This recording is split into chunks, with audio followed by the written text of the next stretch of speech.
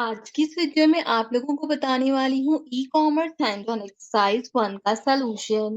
अगर आप पहली बार डिजिटल स्किल से कोर्स करें तो मैं आपको रिकमेंड करूंगी कि पहले मेरे चैनल से फ्रीलांसिंग की हैंड ऑन एक्सरसाइज 1 देख लीजिए ताकि आपको पता चल जाए कि आपने किस तरीके से अपनी एक्सरसाइज फाइल बनानी है यहाँ पर एक्सरसाइज को करने के लिए।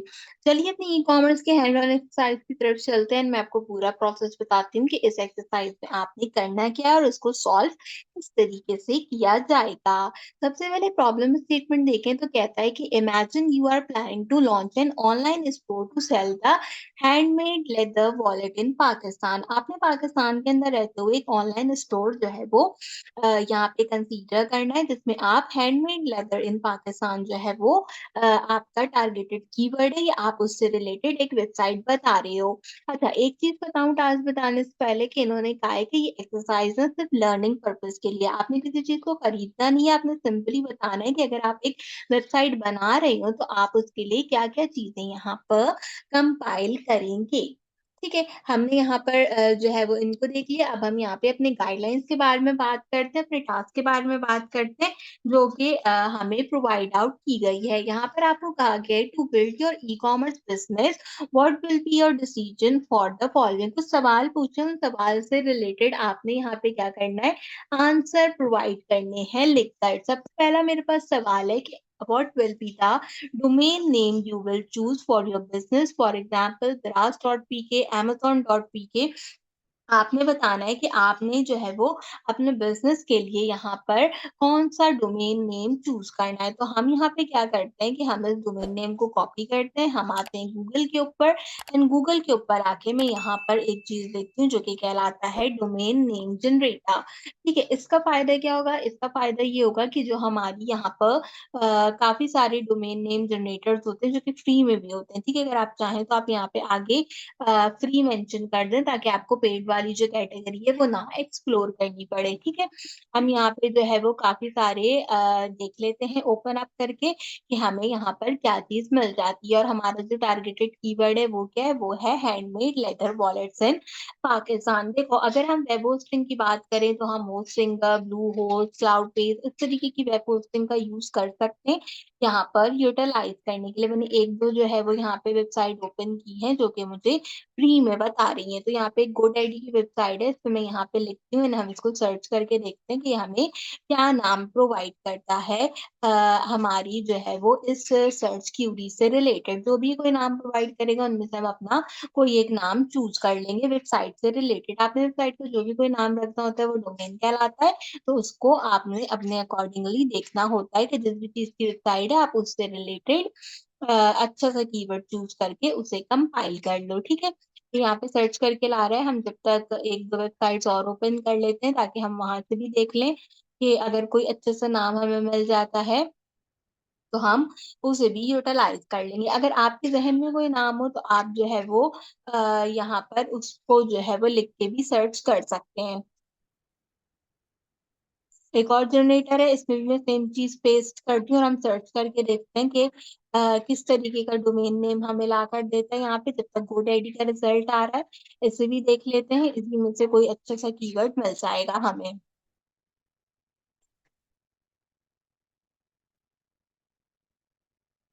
देखें, इसने यहाँ पे हमें जो है वो काफी सारे दे दिए जैसे कि leather met pk.com, handmades wallets pk.com, ये एक अच्छा है। आर्टिस्टेंट मेड वॉलेट .com, ये भी एक अच्छा नाम है। Pakistan wallet makers .com, leather work pk.com, ये अच्छा लग रहा है। लेदर वर्क से आपको याद रहेगा तो जैसे मैं ये वाला नाम यहाँ से चूज कर लेती हूँ। ठीक है, और हम यहाँ पे जो है वो इसको क्या करते हैं, पेस्ट कर देते हैं। अगर आप चाहें तो आप यहाँ पे लिख भी सकते हैं the domain name I choose S, और ये हमारा डोमेन नेम है। हमने क्या किया, इसको सिंपली यहाँ पर इस तरीके से कंपाइल कर दिया। ठीक है, अब आप मुझके ऊपर है, देखो leatherworks.pk.com भी ले सकते हैं या मैं सिर्फ .pk तक लेना चाहूँ तो यहाँ तक भी कंसीडर कर सकते हम्म। देन पूछता है what will be the web hosting you will choose for your business. अभी हमने ये जो यहाँ पर चूज आउट किया है, ये हमने कहाँ से किया है, ये हमने गोडैडी से किया है। तो हम यहाँ पर वेब होस्टिंग गोडैडी की भी यूज कर सकते हैं, और अगर होस्टिंगर चाहें तो होस्टिंगर भी यूज कर सकते हैं। मैं यहाँ पे लिख देती हूँ the web hosting I use या I choose for this business including GoDaddy और होस्टिंग का। ठीक है, मैंने यहाँ पर इन दोनों को लिख दिया। अगर आपने जो है क्या कहते हैं वो कोई और जो है वो यहाँ पे लिखना हो फॉर दिस बिजनेस चाहिए।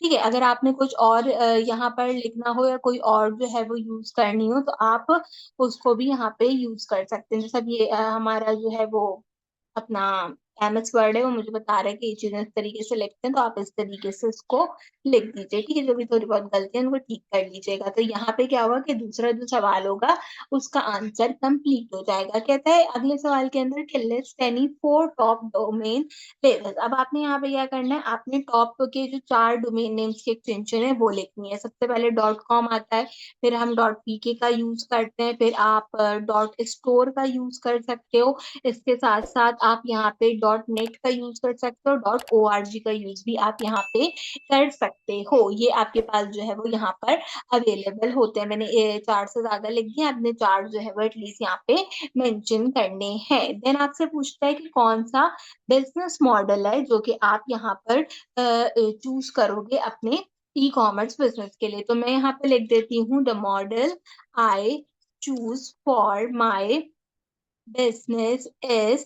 आप यहाँ पे क्या कर सकते हो, आप यहाँ पे बिजनेस टू कस्टमर कर सकते हो, तो हम B2C यूज कर सकते हैं।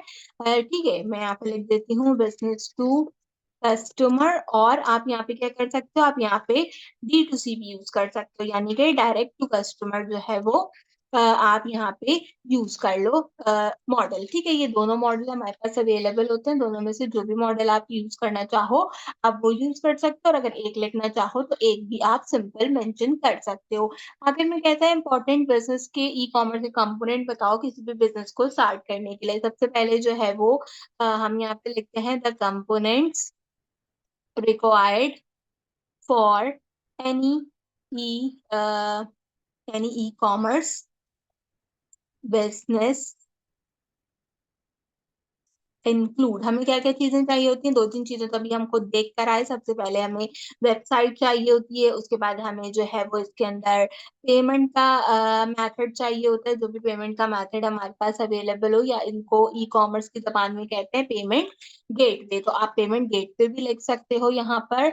और इसके साथ साथ हमें किस चीज की जरूरत होती है, इसके साथ साथ हमें जो है वो यहाँ पे अपने प्रोडक्ट के कैटलॉग की जरूरत होती है, इन्वेंटरी की जरूरत होती है। ठीक है, तो हम यहाँ पे प्रोडक्ट कैटलॉग लिख देते हैं। मुझे इन्वेंटरी चाहिए होती है अपने पास, हम उसको देख लेते हैं। लॉजिस्टिक की काफी ज्यादा जरूरत होती है हमें किसी भी बिजनेस को करने के लिए। कस्टमर सपोर्ट चाहिए होता है, तो कस्टमर सपोर्ट लिख देते हैं।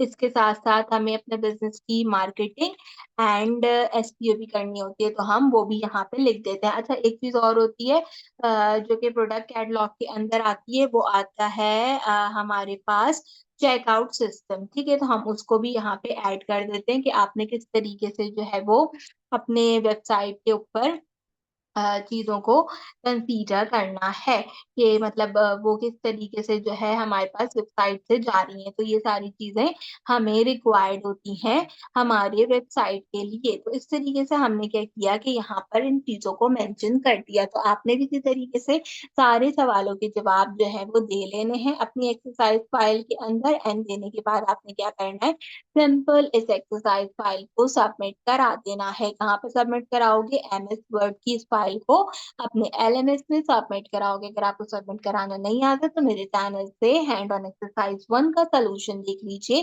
फ्रीलांसिंग से रिलेटेड आपको पता चल जाएगा कि किस तरीके से इस एक्सरसाइज को बनाना है और किस तरीके से इसको सबमिट कराना है। तो उम्मीद करती हूँ कि आज की वीडियो आपको पसंद आई होगी। ई कॉमर्स से रिलेटेड ऑल एक्सरसाइजेस और सॉल्यूशंस के लिए मेक श्योर करें कि मेरे चैनल को जरूर सब्सक्राइब कीजिए।